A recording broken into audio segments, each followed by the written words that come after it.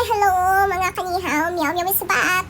So ngayon, ipapakita ko sa inyo yung Canton Fair, yung travel ko kuno dyan sa loob. Nagtutour lang talaga ako dyan at saka patingin-tingin. And then, nung makapasok kayo dyan, ang dami mong makikita ma-amaze ka na sobrang busy ng mga tao at mga negosyante yun guys. So ayan, aura na ako, pop-up. Then, kasi nakapasok ako dahil sa badge, kumuha ko ng badge kanina. So ayan, makikita niyo yung mga then pumasok kami sa mga toys.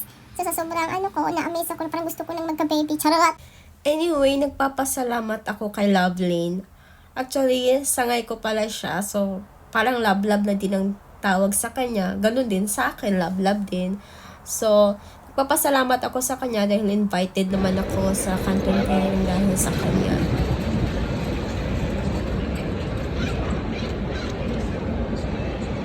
Malas Ken B, sumasugatan ka niya. Na-excite talaga ako sa loob kasi namangha ako sa mga parobot na toys.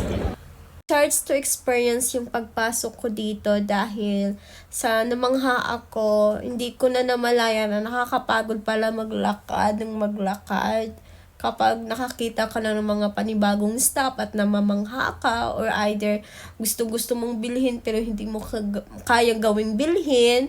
Dahil sa experience kong ito, nagkakaroon din ako ng panibagong idea. Labubo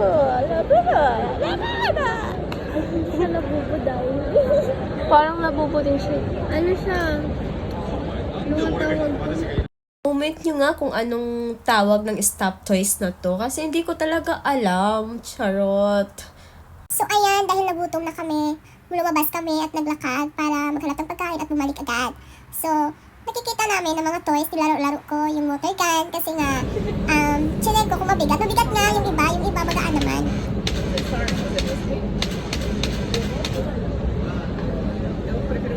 Ayun na nga, pagkatapos ng mga toys para sa mga boys, pumunta kami para sa mga girls.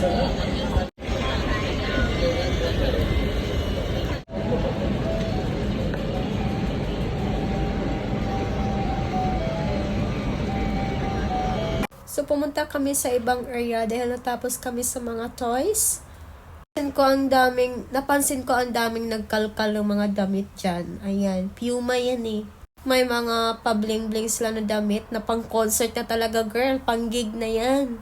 Meron din silang pang-winter-winter na fashion na nakakaganda talaga sa aurahan nyo, pang-social. At sabi ko sa kaibigan ko, nakapunta na ako dito girl, before. Pagkatapos namin mag-CR, pumunta na din kami ng mga nagbibenta ng medicine at saka mga accessories na din. Dahil gusto kong bumili ng green tea, nakabili din ako ng green tea para sa lola ko. Bus kami at nag-Starbucks na din. Iba-iba yung maririnig mo. Kaso magkaiba pala yung Starbucks dito at saka sa Philippines. Kaya naloka ako, ganito pala ang business. Guys, ito lang yung Starbucks ng ikay guys. Pasensya na, sobrang haggard self kasi kahapon nagsimba pa ako eh. Mga business-minded yung mga tao.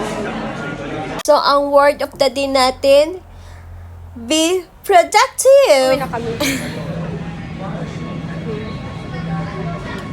Tapos na yung Canton Fair.